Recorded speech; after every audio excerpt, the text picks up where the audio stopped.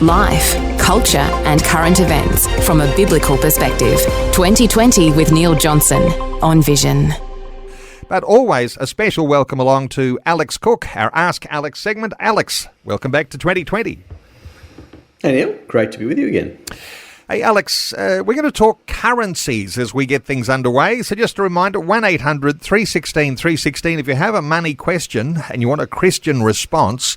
Talking currencies, Alex, and their relevance to us as individuals and their impact on our living standards and our investments. Our Australian dollar, it's been very volatile this past few weeks, having fallen significantly. Give us an insight here. What's going on with our Australian dollar? So over the past 2 weeks, the currency's pretty much fallen from essentially one Aussie dollar would buy you 69 cents 2 weeks ago. Now it'll only buy you about 65, or got down to 63 cents at one stage last week.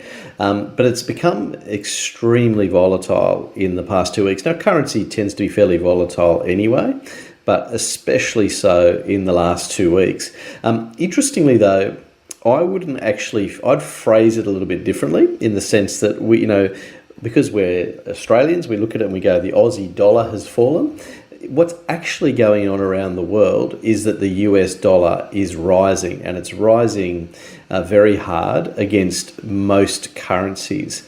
And so that's actually putting enormous sort of pressure on economies around the world, particularly those that borrow money in the US dollars. But to me, when you see it fall so quickly like this, it's usually a warning signal that something is about to happen. So there's been a lot in the news, and financial markets at the moment are very volatile. So, for example, just in the last couple of days, we've had the rumour that one major investment bank, Credit Suisse, is in a bit of trouble, and that it might go under. So that's a fairly big warning signal for another GFC style event. To put it in context, Credit Suisse is about 3 times the size of Lehman Brothers that went broke in 2008, and is often referred to as the GFC trigger. So very serious issue. But the other big one, and there's enormous volatility in bond markets. Now, bond markets are something people normally think of as fairly defensive, low risk, etc. But the bond market, particularly in the UK last week, their government announced tax cuts. And because they've got a big inflation problem, the bond market reacted very negatively, and their yields, shot up through the roof. So much so that the central bank, the UK's central bank, had to step in and buy bonds to suppress it, to actually, bring it back under control. So markets around the world are really very volatile at the moment, and if you ask me, they're sending warning signals. When you see the Aussie dollar fall so sharply as it has happened in the last 2 weeks, that's telling you something. That's telling you that the markets are getting jittery because they're concerned about something coming up in the future. And so I think there is a risk of another GFC style event, given the trouble that Europe has got itself into with the war, and of course with their energy crisis over there, which is having a massive impact on their economy. So interesting times ahead. So big movements in currencies up and down, and as you're saying, depending on what might be happening with the US dollar and money coming from places like Europe into the US dollar. What typically is driving the moves in currencies, Alex? Look, there's a range of factors that you could look at. Some are short-term and some are more longer-term. But the important thing to understand about currencies is they trade relative to each other. So if one economy is relatively stronger, you'd typically expect its currency to be strong, like, say, the US dollar at the moment. Or if an economy is weak, you'd expect their currency to be falling. And lots of developing economies like that, where their currencies seem to be always falling. But the big thing that affects it in the short term is sentiment. So, like, if you look on a day-by-day basis, like at the moment, it's sentiment that has a huge impact on it. And that's what we're seeing at the moment with the US dollar rallying. Because typically, when you get a sort of a crisis or markets get nervous, money floods to the US dollar. And the reason for that is because A, it's the reserve currency of the world. but B, it's also the most liquid markets in the world. So money tends to flood into the US Treasury market, into their bond market, and that's where money goes to hide, if you like, during tougher and scarier times. So that's in the short term. That kind of sentiment is a big one. In the medium term, there's other big factors that can affect it. So things like interest rates, and obviously today is an important day in Australia where we find out whether the Reserve Bank's going to continue its rate hikes. It started in May and it's done it every month since, and it's expected that it's likely that they'll do it again. But interest rates have a big impact on the currency in the sense that if you were to compare two currencies together, let's say Australian currency versus the US dollar, then if the interest rates are higher in one than the other, money tends to flow to the one with the higher interest rates. Okay, so that's a generalisation, but in principle, why would you keep your money in Aussie dollars if the rates are 2%, and when you keep it in America if the rates were 4%? So that's typically one of the factors that will affect it. The Australian dollar also has, I guess, a bit of its own uniqueness. Australia being obviously a massive mining country, it's often referred to as a commodity currency. In other words, the Australian dollar is very much impacted by the movement in commodity prices. And that's also why we tend to slump a lot when there's perceived economic downturns ahead, because obviously when you get hit a downturn, the demand for commodities, etc., slumps. Trade dwindles, if you like, and therefore you'd expect a commodity currency like the Aussie dollar to fall. So it's typically what that's reflecting. So really, Australian dollar is it's ultimately going to be determined by global trade over the long term, but certainly in the short term, it can whipsaw around a lot based on sentiment, and that's what we're seeing over the last 2 weeks as markets seem to be predicting a crisis ahead. Alex, your impression here, because a lot of listeners regularly listen to this segment. They know you've got a background, early years as a stockbroker. Some people make a career out of trading, whether it's stocks. Some trade currencies. Cryptocurrencies is another issue that we can tack onto that. But some people would be thinking, volatile time in currencies. Is this a good time to be trading currencies, owning other currencies? What are your thoughts around how you might approach thoughts on making money during these situations? Yeah, look, it's a great question. Look, maybe it's my conservative nature, but I discourage people from speculating in currencies. As I say, currencies can be very volatile. So, and I think as good stewards, we don't want to speculate with God's money. Speculation, you can link it to gambling if you like. And really, as believers, we want to make sure that we do things in good faith, and we want to do it on the basis that we think we're making good long-term decisions with the money that God has blessed us with. Now, in saying that, there are often good reasons for us as Christians to hold foreign currencies. And I say this, I refer to it as holding a strategic position in a foreign currency. And, for myself personally, I've held US dollars for well over 10 years. Basically from when the Aussie dollar was back up almost parity when it was 1-for-1 with the US dollar. And there's a range of reasons for doing that. Some of it's for commercial reasons, because, sometimes your business may earn money in US dollars, and actually strong US dollar at the moment is very beneficial for some Australian companies like, say, BHP, which earns a lot of its money in US dollars. So a strong currency can be good in that sense. So I say for people, there can be good reasons to have a strategic position in a currency. Maybe it's for future vacation. There's all sorts of reasons why you might want to hold it. The other thing is diversification. From a biblical standpoint, the Bible says in Ecclesiastes chapter 11, it says invest in 7 ventures, yes, in 8, because you do not know what disaster may come upon the land. Now, that seems to be implying, almost international diversification. So there is sound reasons for owning currencies beyond our own. However, as I say, I would strongly discourage anyone who's thinking about speculating. Often you hear on radio advertisements for companies where they'll say trade from home and you'll pay off your mortgage quicker, all that kind of thing. My experience with any of those things, they're more like get-rich schemes that are likely to mean you pay off your mortgage a lot slower than anything else. So, yeah, as I say, perfectly sensible to have a strategic position, but don't speculate. Okay, so what sort of challenges, Alex, does the high US dollar present? I guess you can talk about personal, you can talk about national. What sort of challenges do you think of? Well, as I say, the interesting thing with currencies is there's often winners and losers. So I gave the example before of BHP. So many large Australian companies often have foreign earnings. They invest in foreign markets and they earn US dollars on some of their business activities. So as a result of that, now because the Aussie dollar is falling, when they're bringing those US dollars back and converting it back into Aussie dollars, they're actually making a greater profit than they were before, even though operationally things won't necessarily have changed. So in that sense, it can be beneficial. But I guess the main groups it affects is importers and exporters, and where it can have a effect on Australian standard of living. And I guess this would be my concern if it was the Aussie dollar were to fall further and to stay down, would be that the cost of importing goods into Australia would become more expensive. So, the things that we bring in from overseas, and Australia is a huge importer of goods that we buy. You only have to go into Target and Kmart and see all the things that come in from foreign nations.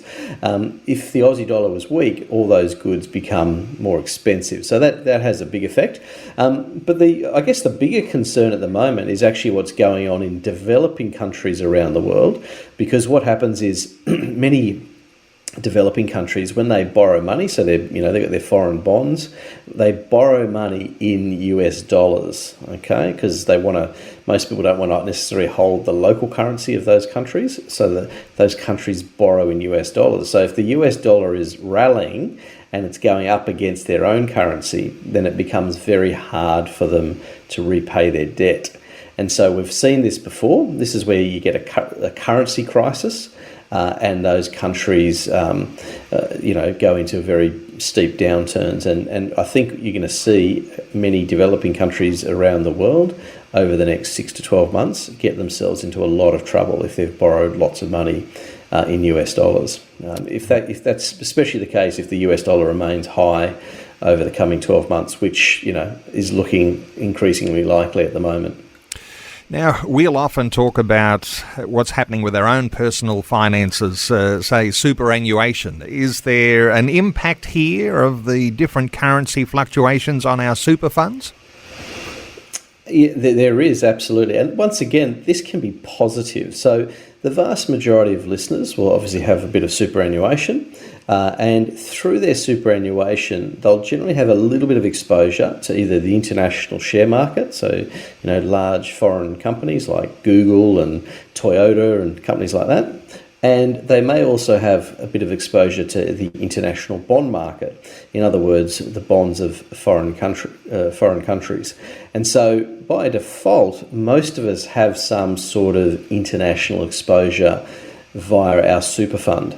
Now, often the super funds will hedge that exposure. So the word hedge, when it comes to the investment world, means to protect. So what they'll try and do is mitigate the risk of the currency. So, for example, many international share funds will hedge their currency risk to remove the risk from the portfolio. So in other words, you're only getting exposure to the shares themselves as opposed to the currency risk. Sometimes though, like today, you're actually better off being unhedged, because as the Aussie dollar falls, if your international shares stay the same price, then you're actually making money as the Aussie dollar falls, because one day you'll sell those shares and bring them back into Australia. So it can actually be a positive. It can be a negative, like back in 2001 when you had the case of international shares falling and the Aussie dollar rising at the same time. So it actually was a negative at that point in time. The point with currency, though, in terms of your super funds, is it can have a significant short-term impact. As I say, currency is very volatile. In a tough year, it might fluctuate 20 or 30%. But in the long run, it makes very little difference. So the currency, over a 5-10 year period shouldn't make much difference at all. But in a 1 year, it could make a huge difference. And the example I'd give people is if you're, rewind to 2008 when we had the GFC, the Aussie dollar at that time fell from 90 US cents down to 60 US cents in a fairly short period of time. So that's a good 25-30% drop in the currency. And that could obviously have a huge impact on people's investments as well.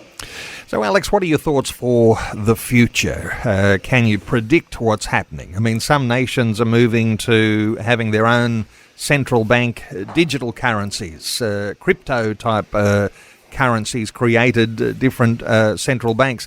What's the future, do you think, of currencies? Sometimes as Christians we think about, biblical ideas of a cashless society and all sorts of things that can come around end times. What are your thoughts for the future on currencies? So, look, there's probably two big things going on around the world at the moment. With this crisis in Ukraine, it really is splitting the world in two. So you've kind of got the Europe and America block, and then you've got the China, Russia, India, Brazil kind of block, and obviously other countries in there as well. But one of the announcements in the last couple of weeks has been between China, Russia, India and Brazil, and I think South Africa's in there as well. And they want to create a new reserve currency based on a basket of currencies. So in other words, the world move away from the US dollar. Now, you can understand why these countries would want to do that. They probably think of the US as a bit of a bully and has been ruling the roost for a very long time. And so these countries also have enormous trading with each other. You've got China and India with enormous populations. Same with Brazil. Brazil's 180 million people. So the trend there is potentially these countries may get together and come up with their own reserve currency, and that's what they've announced that they're planning on doing. Now, these things take time, of course, but you can see how that might take place. And, of course, that would de-seat, the US dollar, which has been the star for well over 50 years. But the other one, and this is, I think, the much more one, if you like, sinister one potentially, is central banks around the world are developing their own digital currencies, kind of similar to, to Bitcoin, etc. They're building on that same sort of blockchain technology. And what they want to do is essentially, as you mentioned, ultimately go completely cashless, and that effectively you would have a currency that's issued by the central bank that's not paper anymore, that's purely digital. I suspect the way it'll play out in reality is you'll still have commercial banks that are dealing with it, but it will be a currency that is 100% digital with no paper backing at all. Now, why people get concerned with it, and I think this is a very legitimate concern, is that digital currencies are programmable. So in other words, the central bank could say, right, we don't want you buying beef anymore because of climate change, or we think you're a person who's been obedient to government rules. Therefore, we're going to close your accounts. So there's all sorts of things. It would effectively give enormous power to government. So that's certainly the trend. These are being developed by central banks, including the Reserve Bank of Australia. I do think we should push back on these, though. I think we need to keep paper currency because I think there's good reasons to remain a free society that suggests we should keep them, because I think it would be giving far too much power to government. But nonetheless, they're all developing them, and you can see it's a fascinating insight into the future. And of course, you could see where it may end up. End times, the Bible says, in the end times you won't be able to trade without the mark of the beast. And if you think about it, historically that hasn't really been possible. But you can see how prophecies like that will be fulfilled through things like digital currency. So I think it's a fascinating time to be alive. I think we're watching the Bible sort of unfold before our very eyes. And it's very exciting and a great confirmation of our faith when we see all these things starting to take place. So, as a Christian believer then, Alex, a biblical way of thinking about currencies, a final thought or two? Look, the sort of comment I mentioned earlier is I think it's important to diversify. I don't think, as I say, we should speculate, and I don't think you're going to trade your way to prosperity through currency trading. But I do think there is sensible practice, particularly in times like now, where it is worth owning potentially foreign currencies like the US dollar, which is certainly by far the strongest in tough times. As I say, it's the most liquid, and like what's happening in Europe at the moment is money is flooding out of Europe and going into the US dollar and into the US banking system. So that's so it can be a very sensible strategic position to have.